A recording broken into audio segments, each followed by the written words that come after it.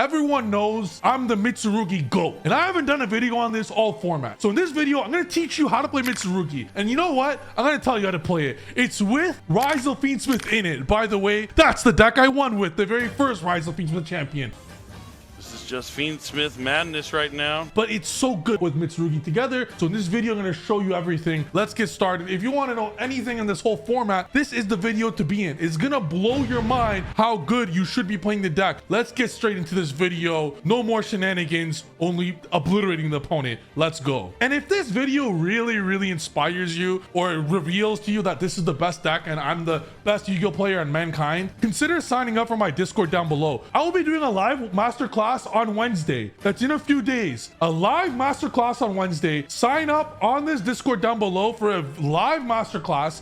Upon entry, you're going to get a live masterclass on Wednesday, as well as 20 other spreadsheets of this whole format for free upon signing up. It's part of the group Discord. It is a monthly membership. If you don't like it, just leave after the month. Join for 1 month and check it out. As well, on this whole month, you will be receiving a live masterclass on this Wednesday, as well as live training from the Pen God for the whole month, almost every single day. So check it out. June is the month of Mitsurugi because I am going to show you guys how to play this deck. Let's get into this video. Consider signing up for the Discord, but only do it if I impress you on this video. Only do it if I impress you on this video, because this is going to show you how to really play this deck, and no one knows, because this is my first video on this deck. Let's go. This is gonna blow your mind. You're gonna see, pay very close attention, because what I'm about to do right now should be banned in some countries. I'm gonna show my hand. Yes, it's a good hand. As the thing with this is people are playing this very incorrectly, where they're gonna be playing Mitsurugi with like what, 10 15 starters in a 40 card deck. I'm playing this deck with 35 starters in a 60 card deck. It's 60 cards, yes, but you must stay with me here. You must play this deck at 60. There's too many ugly cards you do not want to see, and by playing, and there's so many great starters that you're not able to play in 40 because you need to see your non-engine, and I play 24 hand traps, so you're playing way more hand traps and non-engine, and post side deck I play 39. Imagine playing 39 hand traps in a deck. Watch what I'm gonna do here. It's gonna blow your mind. I'm gonna start off with Habakiri. My opponent has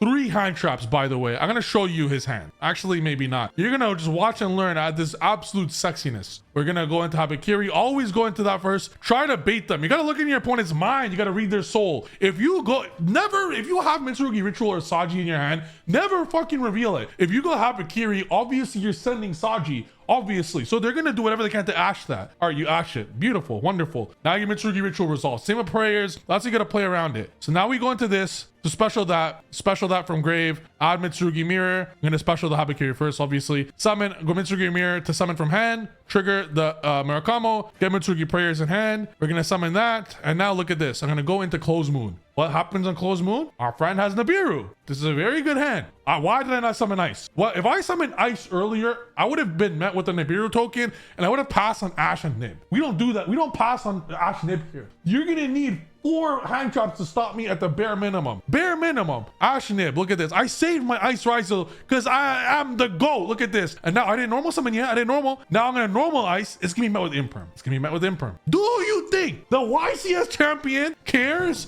about Ash, Nib, Imperm? This is full combo regardless. No problem. Activate prayers. Go into this. We go into duel. Now look at this play. What I'm going to do. We're going to get X. We're going to get sword. Last time I checked, there's no rank 4. We're going to go into X. And by the way, I hope I don't reveal. There's 2 secret extra deck cards that I'm kind of saving for the masterclass. I know it's behind a paywall, but if you guys just message me on one of my private, social medias, I'll probably just tell you anyways. I don't really care. I don't want the whole world to know. I'd rather just, the real fans or the ones on Discord. If you want to know what the 2 private cards are, just message me on one of my socials or join the Discord. There's 2 extra deck cards that make this whole deck, that makes a Fiendsmith, any Fiendsmith card a rank 4. We're gonna go into X. We're gonna go into sword. We're gonna get Star Rizio. Look at this now. I'm a genius, bro. I'm gonna search cross. I don't need cross. Why? Because I'm gonna go Dugaris. Dugaris will summon back Murakumo. Let's go. Because you already have 2 cards in hand. Murakamo will get rid of 1. You're left with 1, and you're gonna deal with 10 negates. Next, we're gonna go into twins. We're gonna star the twins. You see this line? You see this line? They don't teach this. They don't teach this unless you're in my class. Let's go. Let's go. Pen best deck, baby. It's just too damn good. Then we're gonna go activate that. We're gonna special node. We're gonna send the twins the special out sword. We're gonna go do twins effect, get duo. We will not use duo. Always pay attention to the graveyard. Always with the materials. I'm trying to draw across, baby. So then we're gonna go into 4 material detonator. Yep, full combo. We're gonna go across to draw. We're gonna have Veiler, and we're gonna get a droll. So we're gonna have Veiler, droll, detonator for 4, twins of the eclipse, cross with duo and Murakumo. The opponent will have 2 cards in hand. This is through Nibiru Ash Imp. Look at the Nibiru Ash Emperor.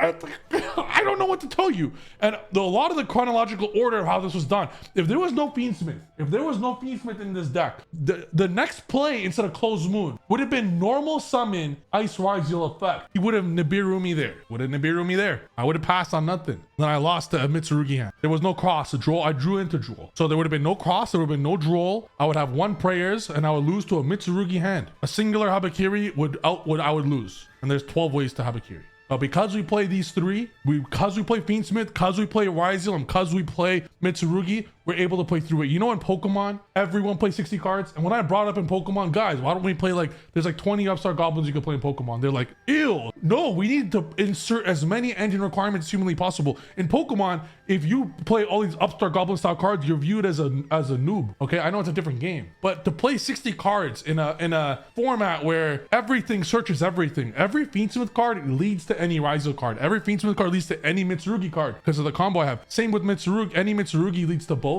Any Ryzel leads to both. You never actually rank 4 locked until hella late. So you're allowed to do whatever the fuck you want with this deck. That's immediate GG. We're gonna look at my next hand. Droll Imperm. Pre-prep. When you play 40, you can't even play pre-prep. You play Aramasa at 1 to make space. Aramasa is the best starter in the deck. Why the fuck are you not playing 3 of it? Oh, too many normal summons, Trif. That's why you play 60. Fuck, I want to insert Lamia in this deck because Lamia is also what Aramasa does. And I have an Ogdoadic version of this deck that, you know, it does well, but Ryzel is so absurdly powerful that it's just necessary to play even with the minor engine because everything can lead to dual drive. Every single Fiendsmith variant, every Mitsurugi, you just need to play all 3 in your deck. And if you insert this at 40, which you could very much play this deck at 40, then you don't have non-engine. But you play 24 hand traps main deck with 36 post side, but 39 post side against very strong decks. And you remove, I'm going to discuss siding patterns afterwards, but what's any deck doing? I have 39 hand traps in my, this is a blind side. So I have 33 hand traps. What's any deck doing to 33 hand traps? Passes here. I'm assuming that this is a Mitsurugi, but it could also be Fire King. It could be any deck, really. It could be, you know, I saw 3 hand traps last game and I saw this. I'm assuming pure Mitsurugi. To play around Solemn Strike, it's a called buy, but I'm playing around Solemn Strike here. A special sword. I just enter battle and I go Detonator because Nib, Imperm, Detonator, and you can only use prayers once in the rest of the duel. I felt extremely confident to win this. Ops to called buy. It's a good called buy. The opponent is playing Fire King. So there's a Garunix, there's a Sanctuary. Look at this. Goes for Arvitar because he needs a fire. He cannot enter battle phase because he's at 1,000. What a beautiful play to enter battle phase. Because it puts him at 1,000. That's also why I put this in attack position. You cannot crash because you'll just lose. So if he crashes, he loses. Summon Veiler, go into Almirage, loses. He cannot crash. So summons this, go activate Sanctuary. I pop Sanctuary and he used his card and I Imperm. GG. We got another banger here. This is against Malice. Look at the opponent's hand. It's Fualos, Impulse, Baldre. This is 3 insane hand traps with Terraforming and Backup Ignister. This is the 3 best hand traps the deck has. Plus, this is a custom hand from the opponent. I revealed to you 2 custom hands. The opponent also had 2 starters in the last one with the 3 hand traps. Nib, Ash, Imperm, 2 starters for Fire King, but couldn't do anything. I'm gonna start with, look, is there any Mitsurugi card in my hand? No. Tracked, Luri, Requiem, Fua, Ash, Suck It, Lacrima, Engraver, Normal Sword, get X. Duel, I'm hoping this gets hand trapped. Why? I have a secret way to still go into the Ryzel combo. You'll figure out at the Discord. Or again, just message me. I don't mind privately telling you, but I just don't want 100,000 people to know it. So if you want to know, you can just privately message me. I got you. I'll tell you. I don't care. Baldrake, Bell, Suck It. Bro, the Bell is I'm going to do a tier list of hand traps. After Ash, Bell is there. And you know what? I side deck Skullmeister. It's a format right now where Veiler and Imperm style cards are just not that powerful. But tell me right now what stops Habakiri? Ash and Skullmeister. What stops Prayers? Ash and Bell and Bestials. You need these cards. Seriously, you need them. I opt to not go into Mitsurugi. My thought process is this. You could correct me if I'm wrong. I win this game regardless. There's nothing my opponent could do to win. I don't want them to know I'm on Mitsurugi. There's a huge advantage of them not knowing, because then I don't think you side Joel. You know, there's so many small things. You'll play around my stuff differently. You're gonna be scared you won't be as scared of a rank 4 hitting the board. I thought I could win without summoning Mitsurugi, so I was like, I'll just not. So I felt this is a game anyway, so I just opted not to go into Mitsurugi. Sometimes a classic example is when I was playing Malice. I learned this when I was playing Malice Fiendsmith. And when I was playing Malice Fiendsmith, and you guys should really look into this. Let's say they do not see the Malice engine game 1. Okay, and you're about to win. Do not reveal the Malice engine, because then they're not going to side Lancia. Game 2, you're going to play a Malice game when your opponent does not have Lancia on their deck. It's a massive advantage. So if possible, try not to reveal Fiendsmith or Mitsurugi or Yugioh. If you're playing all 3 in this, and I'm going to make this deck extremely popular because it's the best fucking deck. It's possible to not reveal one of your 3 engines. Do not reveal it. It goes a very long way. Seriously, it goes a long way. Your opponent will not use their interruptions correctly. They will use, like, if they don't see Fiendsmith, they might ball drake something stupid for no reason when they should have done it on Engraver. You know, little shit like that. Be extremely careful. And all these tricks, dude, there's like, again, sound like a broken record. Check out the masterclass this Wednesday. It's gonna be filled with 100 of these tricks. Do not reveal it. This is insta game, even with terraforming, because you can do a cool play here. You can go, yep, summon. You IP when Rabbit is banished, because now you SP on like White Rabbit Chainlink 1, SP Chainlink 2, but you must IP when White Rabbit's banished, not when White Rabbit hits the board, because then they could just chain the trap card they set. Always, with IP is absurdly powerful in every matchup this format, even against Murakumo, because Murakumo destroys, right? So if you go IP on Murakumo, SP comes out. SP cannot be destroyed by effects, and you banish the Murakumo. And if you do it correctly, you could do it when your opponent, before your opponent gets prayers. It's very good, this format. And obviously against Malice is crazy, because once you get the first banish off, then you can get the second banish off. And obviously this is game. I'm not revealing my Fiendsmith. I allow him to ball drake. I'm not going to Fiendsmith, I'm not going to Mitsurugi no matter what. He has a card in hand. I'm like, dude, I have a Rising in hand. I have Node to win the game. So he just scoops. Now we're playing, he still played Droll, but we're playing under the assumption he does not know we're playing Yugioh. I have Nib and Ash. This is just game. Don't nib yet. Splash Mage, you're locked. This is an auto win. You wait. I ash this because it forces him to summon Wizard. And then you just nib after that. I don't nib early. Don't nib early. You gotta read into your opponent's mind, bro. You know what's gonna happen. I was just waiting. I read him like a book.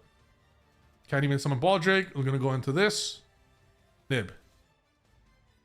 Now, what's your first line of play? The only way that this game is lost is if I play into Droll. There is seriously no other way that this game right here could be lost. Not a singular way. So if this game cannot be lost, you must, unless that's specifically Droll and Fuckbird, you must play around Droll. If that's your only lose con, always play around it. Like, if your lose con, no matter what, is Nibiru, but you win versus anything else, you better play around Nibiru to your best possible way, even if it results in not killing them, because you'll obviously win. I have Lancia in my hand. I'm winning this game for sure. And I know there's a Ball Drake. So, because he revealed it. Because he's a Bose. He didn't know he's under Splash Mage. So, he's a good player.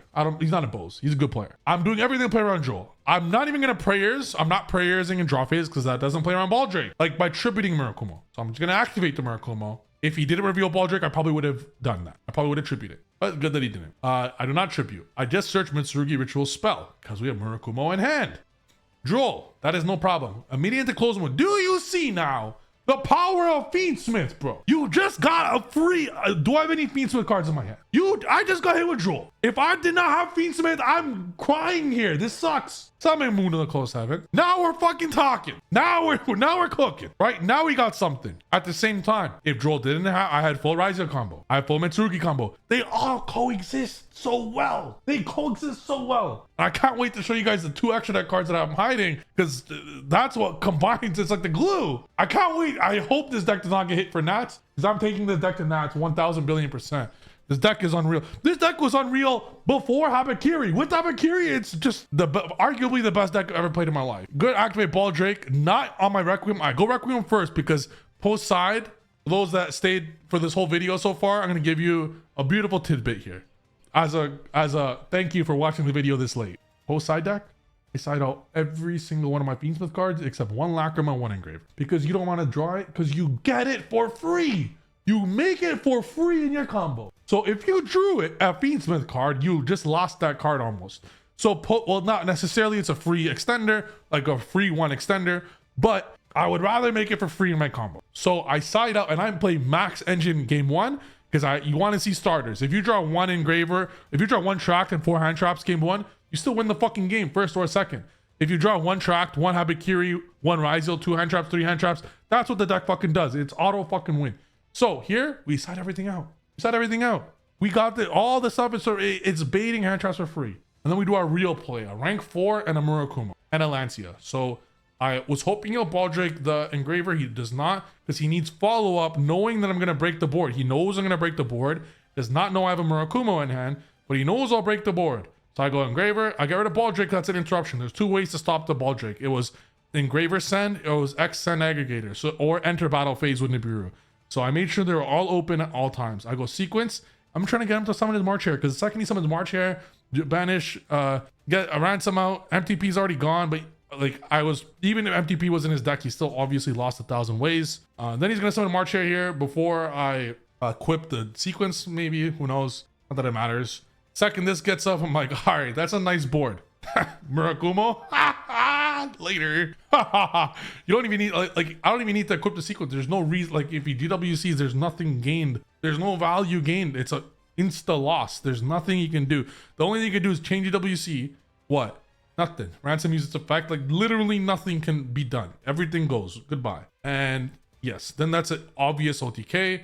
And on top of that, you Lancia for next turn. That's a huge OTK. Hope you guys enjoyed this video. I cannot wait for this masterclass on Wednesday. Sign up for the link below. If you don't like it, leave after a month. It's gonna be live for all day. It's gonna be like a 6-hour class. We're gonna have a locals at the end of it. It's gonna be awesome. So I look forward to seeing you guys there. Thank you for watching this video. Mitsurugi Fiendsmith is the best deck, bar none. Thank you for watching. See you guys next video.